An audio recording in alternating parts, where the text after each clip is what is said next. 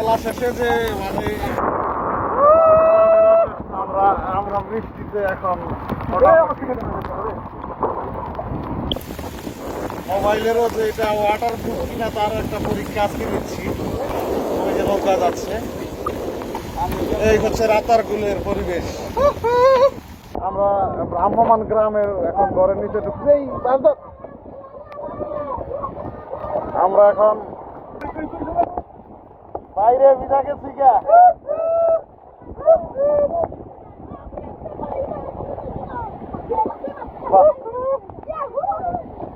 এই যে একটা জায়গায় আসলাম, মানে এটা একটা ভ্রাম্যমান বাড়ি বলা চলে। পানির মধ্যে যে ঘরটা, এটা আসলে এখন অন্যরকম একটা। মামা বৃষ্টি আসছে, আমরা পানির মধ্যে আছি।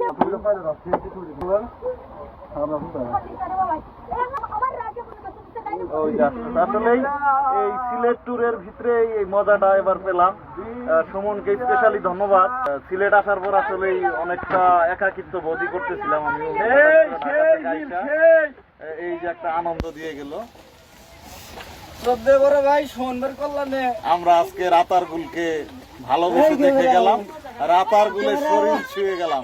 আবার সময় নিয়ে আসবো ইনশাল্লাহ, সবাই দেখাতে পারে আমরা ইনশাল্লাহ। এই ভিডিও আপনারা যখন দেখবেন, আমি আশা করি অনেকে মিস করবেন। খুবই ভালো, আমি গ্রামে থাকি, মানে এত সুন্দর জায়গা আমি আমার জীবনে প্রথম দেখলাম।